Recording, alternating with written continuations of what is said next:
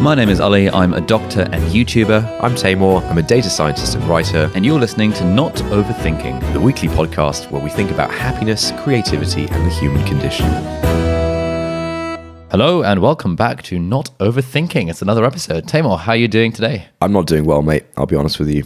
I had a really bad sore throat, I think like 4 days ago. Less than that, 3 days ago when we recorded the last episode, and it's gotten worse. I'm sure you can tell from my voice. A bad sore throat. Bad sore throat. But I just got back from Romania after a couple of days. It was a nice little break. Very beautiful countryside kind of vibes. How have you been? I've been all right as well. I also have a bit of a sore throat. I think I gave you the infection that you now have.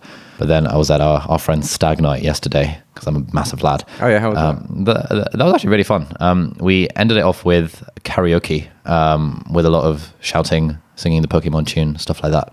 So I realized this morning that I'd lost my voice, which was quite an interesting feeling. I was trying to sing Rewrite the Stars this morning in the car, and it just didn't work. What was the vibes at the Stag night? I've never been to a stag do. The vibe was, so it was like a whole weekend affair. It was very sort of lad drinky kind of vibe, which is not the sort of thing I usually go for, but I thought, you know what, let's give it a chance. Let's try and engage. And like everyone was really nice, really friendly, and I was kind of surprised at how friendly the lad drinky vibe was, because I just like literally never engaged with that before. Yeah, it was all right. It was stepping outside the comfort zone. Nice, well done to you.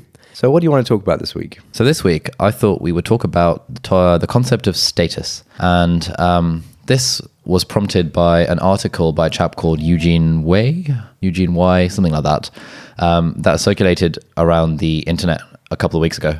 And this article is called Status as a Service. And in this article, he talks about how he kind of analyzes the success and the growth of different social media companies like Facebook, Instagram, Snapchat, and the recent ones. I don't even know what they're like, TikTok and Musical.ly and all this stuff. He analyzes the growth of these companies from the lens that, firstly, all humans, i.e. us, we're all status-seeking monkeys, is the phrase that he uses, that i.e. we're trying to seek status at all times. And point number two, that we as humans will try and seek social capital in the most efficient manner possible. And he argues that, especially for the younger generations, that you and I would probably definitely fit into as well, the most efficient ways that we can garner status amongst our peers is through things like social media. Because the classic status-seeking games in older people are, your job title, or how many positions away from CEO at your company you are, or what the car in your driveway is, or what nicer neighborhood you live in. But obviously, kids and sort of teens and people in their 20s don't really play those status games as such. And so social media is the arena in which we compete for status. And I thought this was really, really interesting. It was like a 90-minute read according to Pocket. And it took me a while to get through it all. But at the end of it, I felt like, wow. And the thing that really hit me from this article was thinking, to what extent are my own behaviors motivated by this status-seeking thing? I don't know if you have any preliminary thoughts on the matter. So from your summary, it doesn't sound that groundbreaking. You've said that social media is a bit of a status game. I don't know if anyone would disagree with that. I think everyone kind of feels that way already. So like, what are the more kind of interesting, nuancy bits of the article?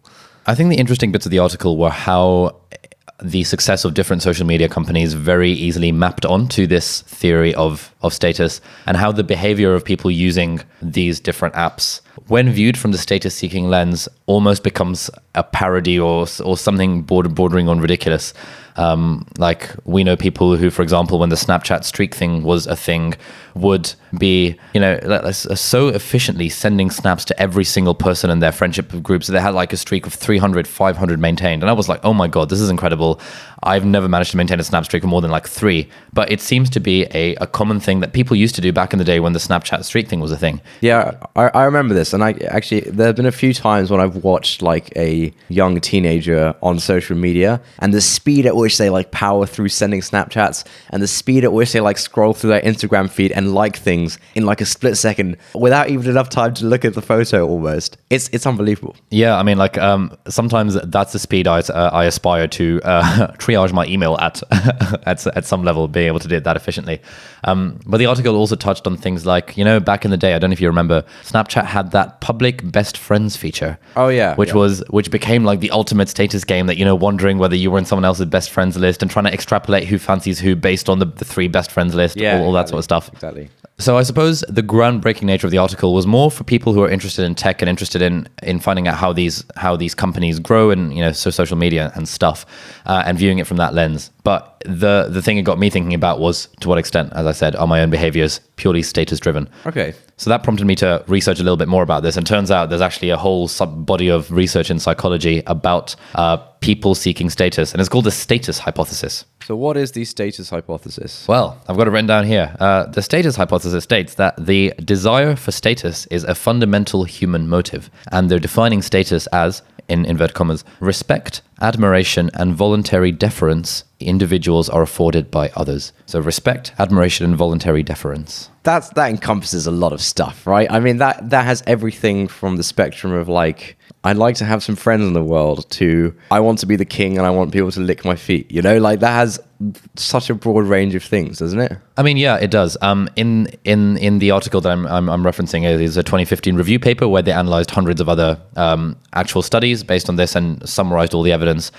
In this article, they are defining status as distinct from human belongingness and as distinct from financial success. So the I have a few friends definitely comes under the category of human belongingness. The status is more how much I am looked up to by others in my own particular field. Ah, okay. That makes more sense as a definition, I think. And so the article argues that if you look at all the evidence in psychology, you find that people's subjective well-being, their physical health, their mental health, how they report how happy they are, is all correlated with the social status in their particular peer group. So even if you have, good human belonging, like your family loves you, you have some good friends, you'll still want this other stuff. Yeah, absolutely. There is a fundamental human desire for status seeking. And there have been a few authors in psychology over the years that have argued against this and have argued that status is ultimately just a proxy for belongingness, and the need for social contact.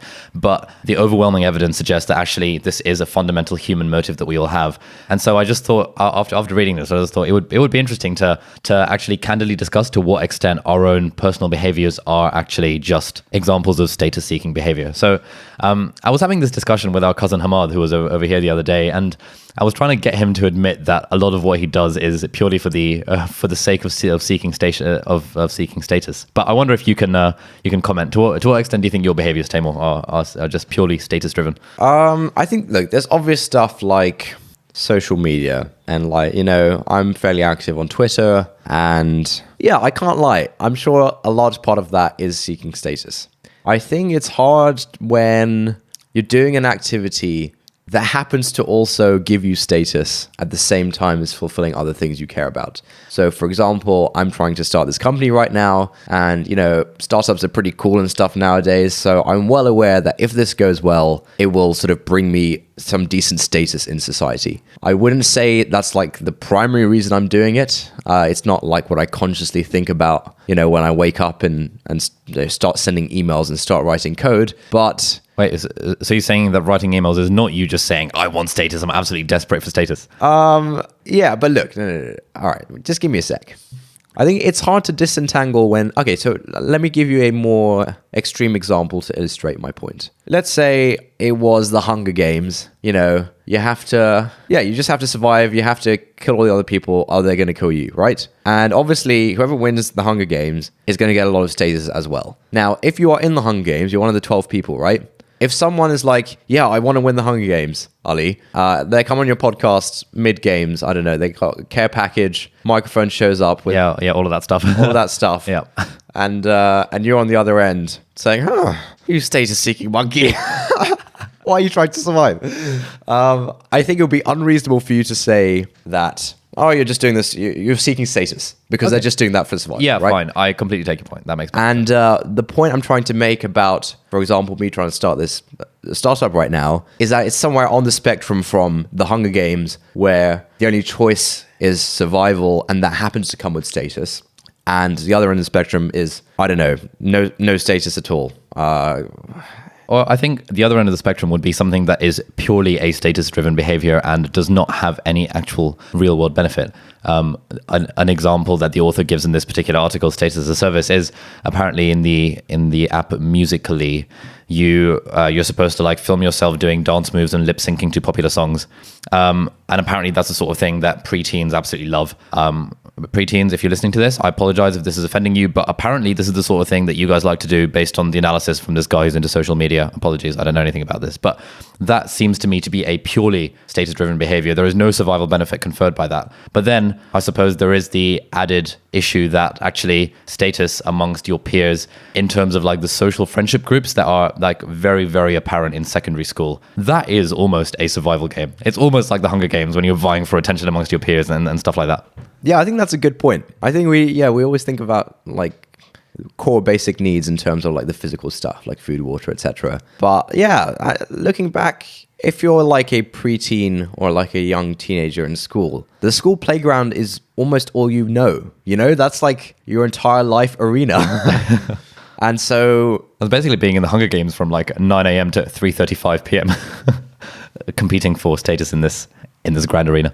Yeah, I look, I don't use TikTok or Musical.ly, so I can't really comment on those. But back to your original question, I think it's hard because there's always this spectrum. And even on Twitter, for example, I feel like I've definitely found some human belonging. I feel like I definitely get other non-status benefits, but I'll be quite frank and say that I am in part doing it because of the status that comes with it. Again, with a startup, I'm sure to some extent I am doing it because of the status, because for example, if it sort of had negative status associated with it, would I be doing it? I don't know. It's hard to say. Okay, so for example, a startup in the adult film industry that was exploiting people would have negative status associated with it, but would be probably positive financially. You probably wouldn't do it. That's true, but I'm also not like inherently interested in that stuff. You know, if it was all right.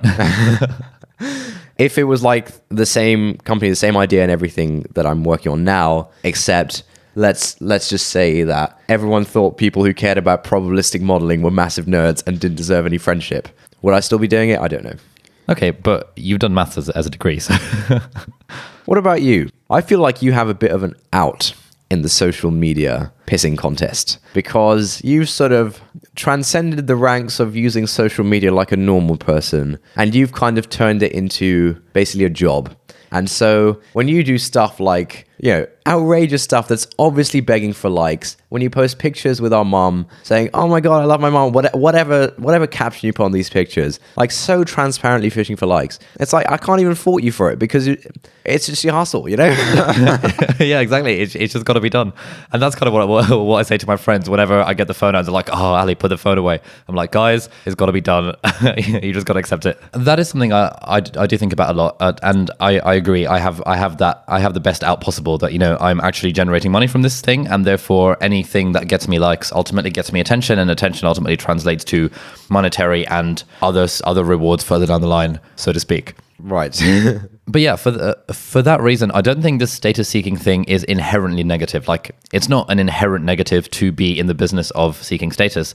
But I think some realms in which I wouldn't think status seeking is the main objective, I've started to think that maybe it might be. So, for example, I recently bought a new bag that I can take on trips for the weekend, and it's quite like a fancy-ish bag, and it's the most money I've ever spent on a bag. I don't want to signal too hard here because, you know, that's not the point of this thing. But the story I told myself, the way I justified that particular purchase was in terms of function. It was in terms of thinking that, okay, I need a bag for the weekend. Every time I go home to St. Albans for the weekend or go on a weekend trip, I have a choice between my small rucksack or my massive carry-on suitcase, and I need a hybrid middle ground. I need to have this many pockets for my laptop, the iPad, and the iPad Pro. Again, sorry if this comes across as signaling.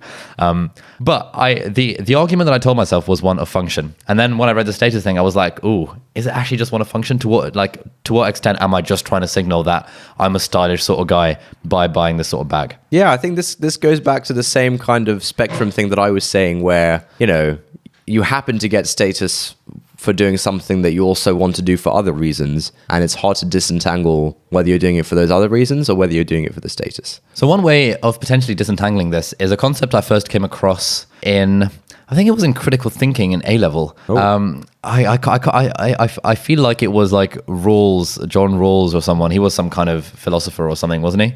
Never heard of the guy. Okay, well, I think he was involved in like utilitarianism and stuff like that. He can't be that good, to be honest. Probably not if you haven't heard of him. But his whole theory was, it was called the veil of ignorance, I think. No, that's another one. That's an entirely different one, which I think was John Rawls. This other theory I'm thinking about basically is a thought experiment. and we'll put in the show notes where it's referenced because I really can't remember. But it's basically a thought experiment. Oh, I first read about it in Derren Brown's Happy, and it was in a discussion about things that we buy to signal status to other people, like designer handbags and all this sort of stuff. And the thought experiment is that imagine a world where you were the only one and there was no one else in the world. Would you still buy this particular thing? And I think that's a good way of thinking about these sorts of purchases. And so, for example, for me, when I think about getting a new MacBook Pro, because I want a faster computer to edit my videos on, I think, following this hypothetical thought experiment, if I was the only one in the world and I was making videos, I would still want a fast computer. I am not buying this computer because of it's a status symbol. Yeah. But then, for example, a few weeks ago, I was in an Apple store, and I currently have an Apple Watch, and I've got one of the default black straps that come with it, and then that comes with it. But at the time, I was wearing my blue shorts, and I had a grey t-shirt on, and I was like, this black strap doesn't really match my grey t-shirt and blue shorts. You know what I need? I need a blue strap for my Apple Watch. And then I was looking at blue straps for the Apple Watch. I asked the fella at the Apple store, mate, how much does this cost? And he was like, oh, mate, you're not going to like it. That one's 150 quid. And I was like, 150 quid for one of these blue leather straps? Is that it? I was expecting at least 500. But then I realized that, should I try and buy the strap? Should I not buy the strap? And I put myself into this mindset of, if there were no one else in the world, would I really spend £150 on a strap for my watch so that the blue of the strap could match the blue of my shorts? And the answer was absolutely not. And I'm proud to say I have not yet bought that strap. Okay, so you're saying this with some pride. You're proud of yourself. You think you've done a good thing here. I've done a good thing by not buying the strap, yeah, I think. All you've really done is deprive yourself of a little pleasure hit of like, I'm so trendy. I have my, blue shorts, grey t-shirt, and now blue strap. Why do you feel good about that? I mean, you've just deprived yourself of some potential pleasure, happiness, whatever. So I feel good about that because the story I tell myself about the things that I purchase is that I'm purchasing them exclusively for form, and aesthetic is only a very minor side effect. As in, I want to optimize for aestheticness. Like, I'm not going to buy a backpack that looks really crap, even if it is got all the pockets I want. But I don't want the aesthetics to be the main reason why I buy that bag. And I certainly don't want a brand label to be the main reason why I buy that bag. Probably because internally and now explicitly, I have some kind of judgmental thing where people flashing off kind of big designer brands, I would look at and think, oh, I'm not comfortable with that sort of behavior. So the fact that I am avoiding this makes me feel happy inside. I feel you. Of course, I understand. Now, I think there's a bit of a trend among sort of techie types nowadays to go for sort of very plain, non-branded clothing, non-branded items as far as possible. Go for like a very simple look to almost signal that you are not playing the normal status game, but in doing so, you're kind of playing the counter status game, which is really just a status game. Yeah, no, I can see that, and especially with the whole rise of minimalism and stuff. One criticism of it is that it's a very it's a very upper middle class way of signaling status in a different sort of way that, the fewer things I have in my house, the more well off I am, or the more, aesthetic or stylistic or whatever I am. And there's that popular cartoon that went famous from some newspaper where it's got a photo of some woman sitting in a room with just a sofa or just a desk or something, and someone comes in and thinks, wow, you must have a lot of money to have all this empty space. That's pretty good, yeah. Yeah, but this whole like minimalism culture, simplicity culture and stuff among sort of the tech elite is a bit of a meme nowadays. And like, you agree, you are still playing a status game there. Just a more pretentious one. Yeah, fine, you're right. I'm playing the status game that I don't care about status games. Checkmate. You've got me. Lock me up, Your Honor. I do apologize. So that's the thing that I don't quite get though. Like, should we be trying to avoid these status games? Like, something obvious, like, we've got a friend who enjoys spending, he makes a few grand over the summer holidays by teaching and by doing private tutoring and stuff. And then he would go to Harrods or Selfridges and buy a £500, pair of sunglasses that he's only going to wear once. Or he'd buy a £600 pair of shoes so that he can photograph it on his Snapchat story and then is not going to wear for 2 years. Can we both agree that that's probably a suboptimal status game, or is this me being a judgmental prick again? I think there's a sort of pattern that I often come back to where like the choice is between some kind of hedonism where you're sort of giving into your desires versus not doing so. And the reason is because typically hedonism is unsustainable. And like, if you were to keep giving in to these desires, then it will lead to greater unhappiness in the long term, right? For example, I don't know, being addicted to unhealthy food or drugs or whatever, like it's fun right at the start, but the more and more you give in, the worse your life will become in the long term. Okay, yeah, I can go on board with that. And so like the status stuff, if it's sustainable, if it's like, I can actually keep this up for the rest of my life, and I'm not sort of prematurely ending my life because of it, then there's no harm in it at all. It's free pleasure, it's free like happiness, whatever you want to call it. If it's a sustainable kind of status seeking, go for it, man. If it's the kind of status seeking that leads to ultimate discontentment eventually, the kind of status seeking where perhaps kind of the theory of hedonic adaptation, like, where this new thing that you have then becomes the new normal, and therefore in order to get that dopamine hit again, you then have to spend twice as much on a pair of shoes, or then, at that point, you've maxed out on how much money you can spend on a pair of shoes. At that point, you start getting into fancy watches and you start spending more and more money on those. And yeah, fine. As you said, if you can sustain that, if you've got the sort of income and the sort of lifestyle that can comfortably sustain that forever, then by all means, go for it. But I'd probably argue that most people do not have the sort of lifestyle, or rather, even if they did, you probably don't want the sort of lifestyle where you're having to keep on purchasing more and more things in order to make you happy.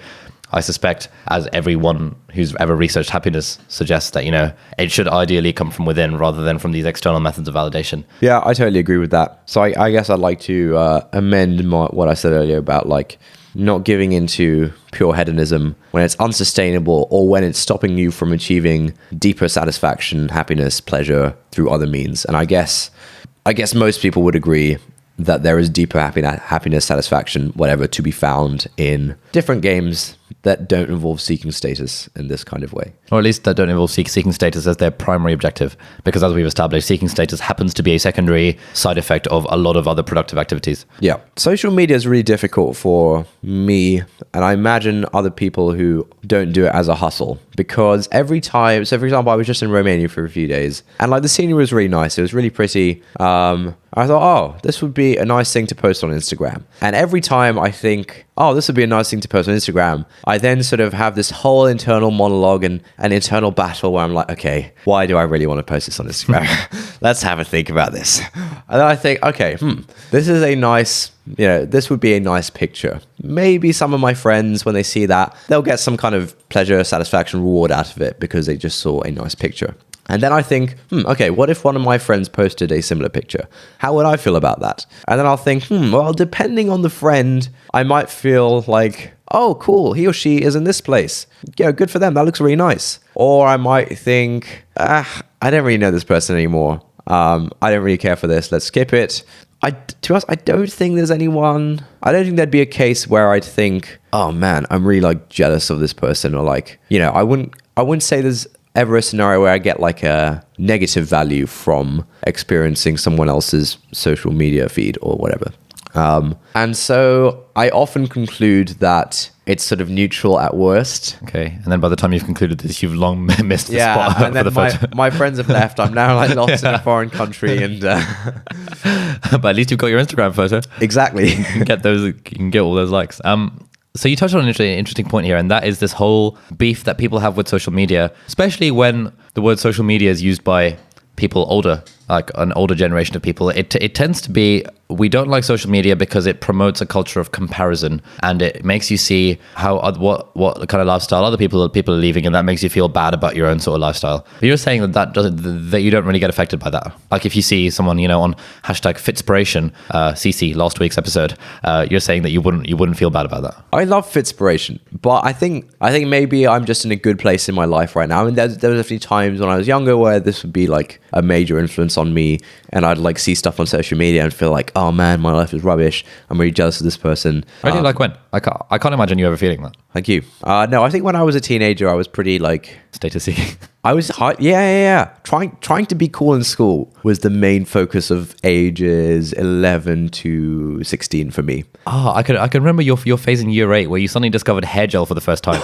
I remember that. And you would be like spiking up your hair and then kind of taking selfies. Oh, back in the day, you'd be taking selfies. No, did I? There's definitely selfies of you just kind of there's definitely selfies of you just kind of sort of semi pouting with your 3 strands of hair sticking up as was cool back in like, I don't know, 2004, 2005. Yeah, that's probably true. And like I said, honestly, like the main focus of my life during that period was to try and be cool at school. It was looking back, it was ridiculous how much this mattered to me and how much energy I put into like trying to do this. So I'm curious to what specific strategies did you use at the time to try and be cool in school? Because I remember like this was never a thing for me. Like I knew I wasn't cool, but my way of maximizing my status amongst my peers was by getting into like web design and coding and being a cool ICT nerd. That was how I maximized my status. What about you? How did that go for you, mate? Maximum status IT nerd. Yeah, man. Absolutely loved it. I became an IT prefect.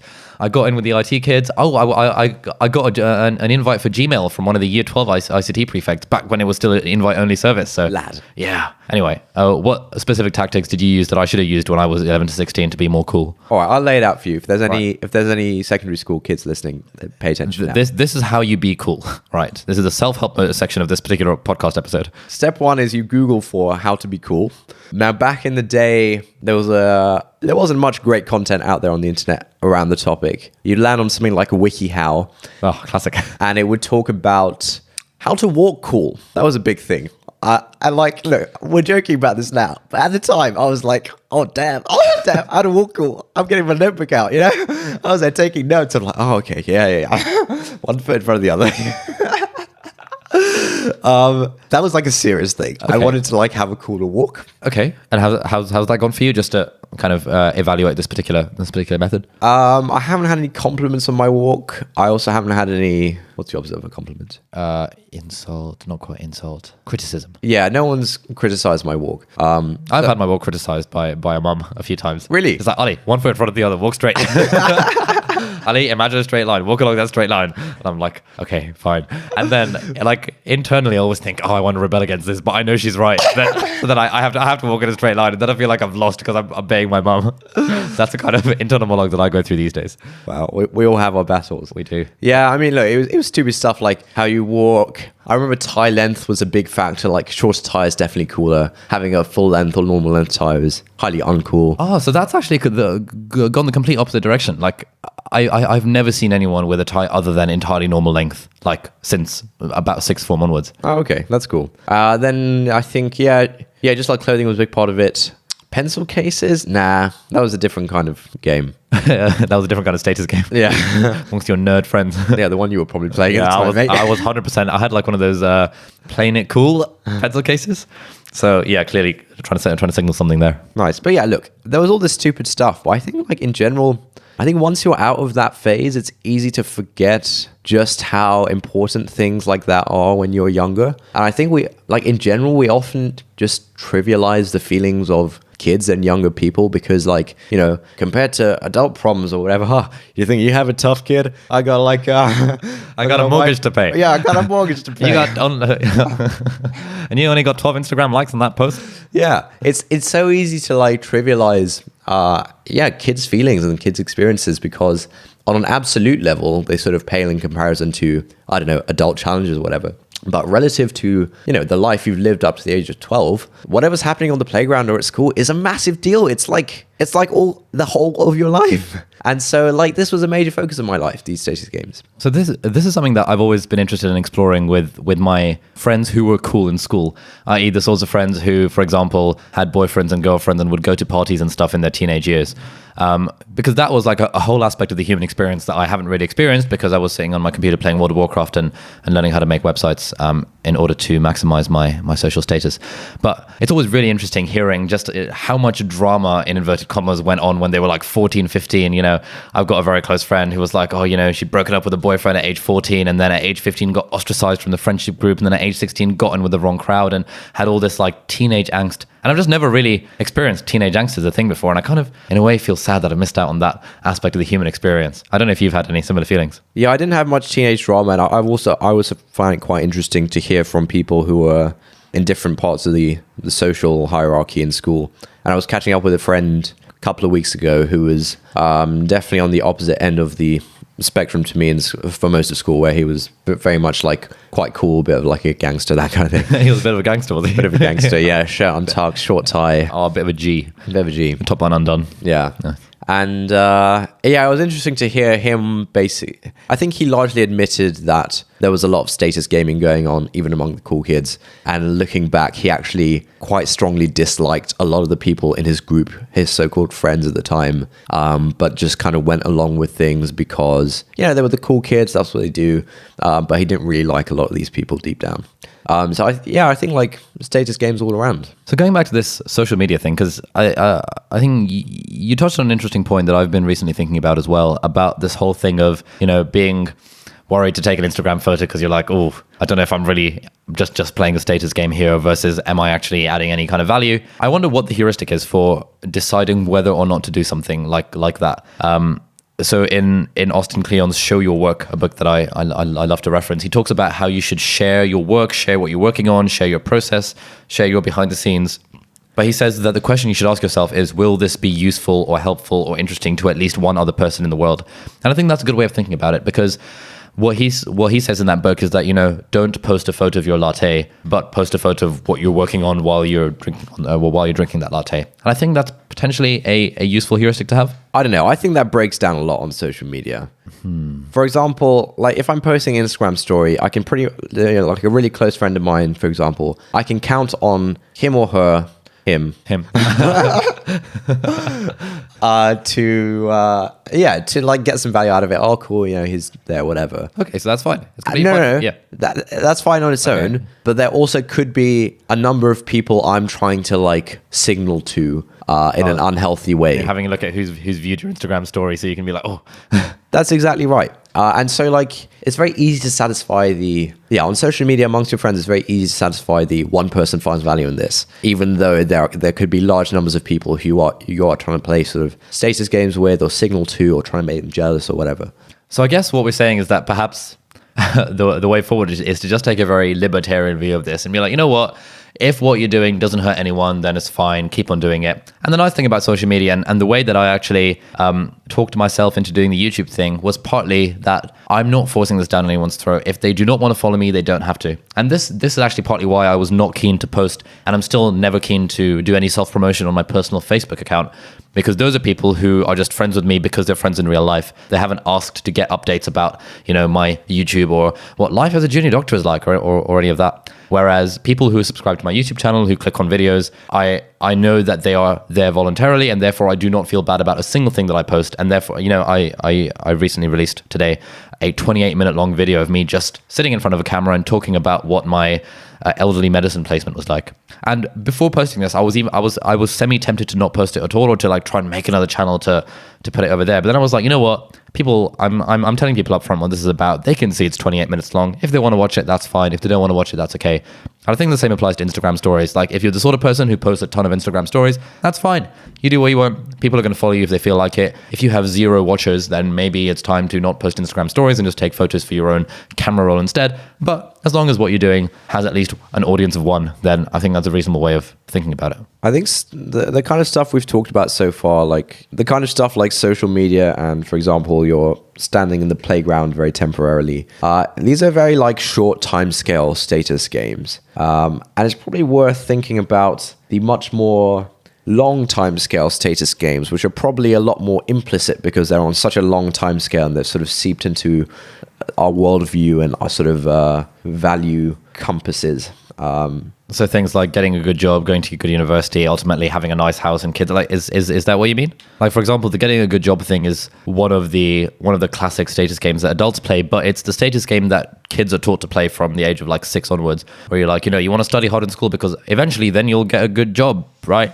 Yeah, I guess I mean that kind of stuff. And look, of course, all of this is like very much, it happens to give you status, but it also happens to be very valuable aside from that. It's got real world instrumental value to have a good job. For sure. But I think it's still worth trying to break out of the status game side of it. And I think there's definitely a push, especially in sort of hot box environments like university, where you're sort of competing with your peers in lots of different ways, often in meaningless games like getting top of the class and things like that. In these kind of hot box environments where you kind of lose perspective on what's going on outside, and so everything inside seems like the most important thing in the world. Like if you look back on the kinds of scandals in inverted commas that happened at university, it's completely bizarre looking from the outside now, like occasionally when you kind of see what's going on sort of in student newspapers and stuff, and the kind of things people are kicking up a fuss about, when we were on the inside, that stuff seemed so normal. Like, oh my God, yeah,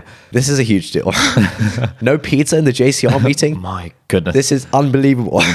But yeah, I think when you're in like a hot box environment like that, it's very easy to get caught up in these status games and lose sight of the bigger picture. And like often in these environments like university and school, you do make decisions that affect the rest of your life.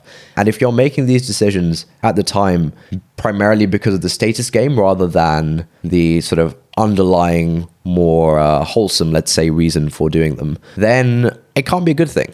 It will surely lead to suboptimal outcomes. Oh, yeah, I think that's a good way of putting it. And I suppose what you've just said about this hotbed. Like, I get that a lot. I don't blame you. I've been reading a lot of Fitspiration recently. I suppose what you said about these hotbed environments is very similar to what we talked about with, kids in secondary school for the first time, how at the time it seems like such a massive deal.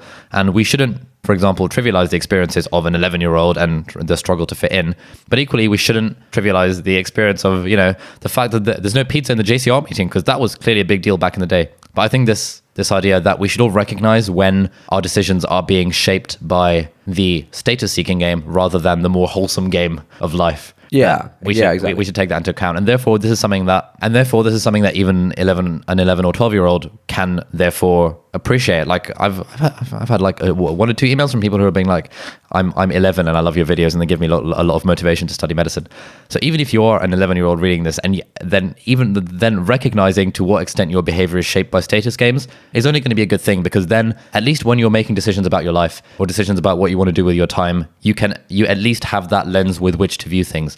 Like when I was 11, like up until like very recently, I just didn't even have the concept of that, I'm trying to seek some kind of status as a concept in my mind. And therefore, I wouldn't have known to use it as a factor or to counteract it as a factor when making decisions about my life. I may well have gone for medicine because of the status-seeking game associated with it, but I wouldn't have known it at the time because I didn't even have that vocabulary used to describe it. Yeah, exactly. I remember there was a year 9 English lesson in which, I can't remember how this was relevant, but our teacher put on a documentary by Alain de Botton, no less, entitled Status Anxiety. And this was like my first exposure to like a meta look at the human experience. It was the first like time I'd observed or been exposed to introspection in general, I guess, where like Alain de Botton talks about how, there's an American dream that, anyone can like achieve things and make it big by their own hard work. And that there's sort of 2 sides to that coin, that if you aren't in a good position in life, it's because you didn't work hard and you deserve your bad position, and so on.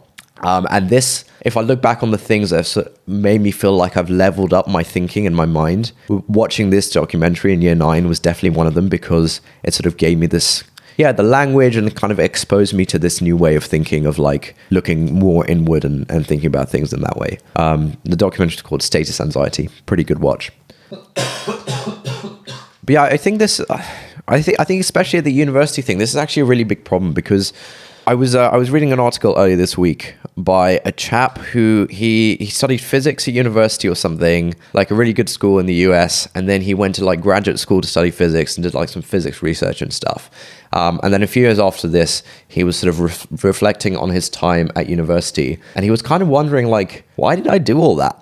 And while he was there, he cared an awful lot about grades. Like, he really wanted to be top of the class. He really wanted to sort of do the best research, work with the best academics.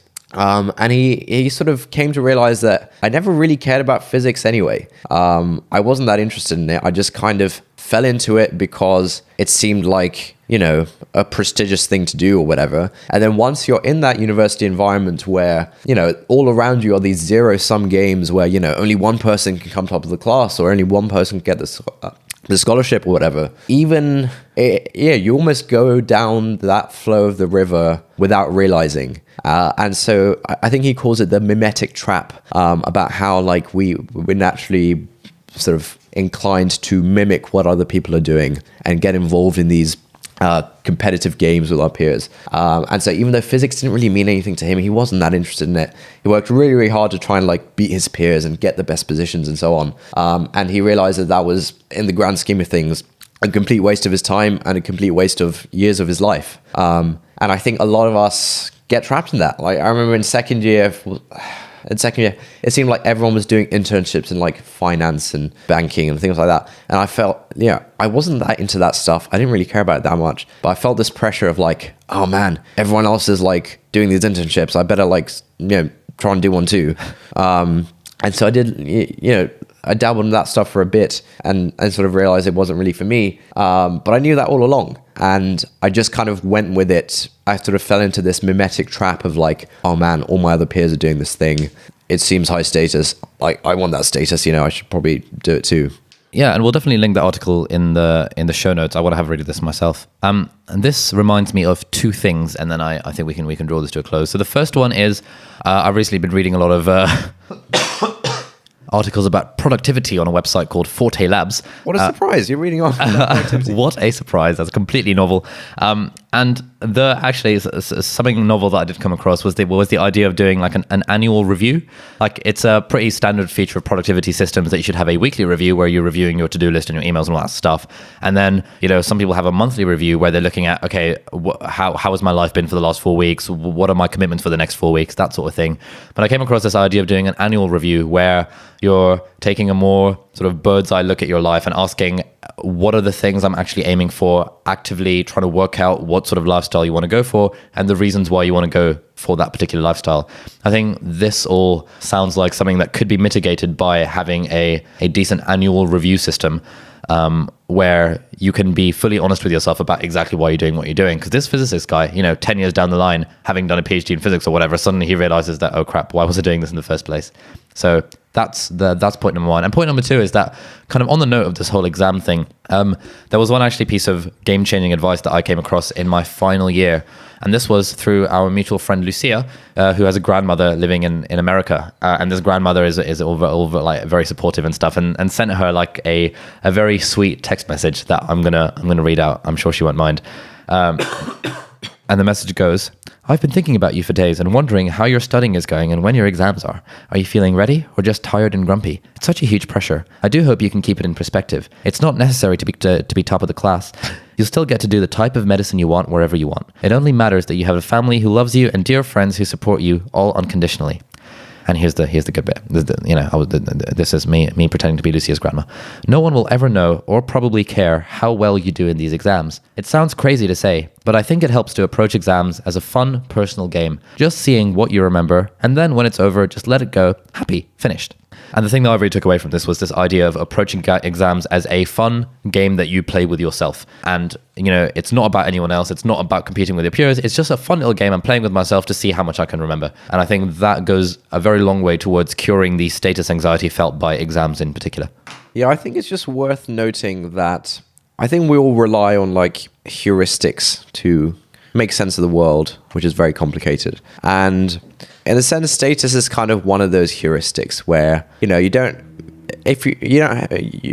have to like think about the deeper meaning behind anything, what you really want or whatever, and you can just try and pursue status. And to be honest, at different points in your life, it can have different effects. For example, you could do a lot worse than try and achieve academic status during school and get into a good university and so on. Like that's not a terrible thing at the end of the day if you have played the status game until you're 18 and gotten into a good school, which will sort of increase your chances at a more comfortable life for you and your family and stuff. So on. I mean, sure, if that's particular way of if that's your particular way of playing that status game, that's fine. But I'm sure we can think of people whose particular.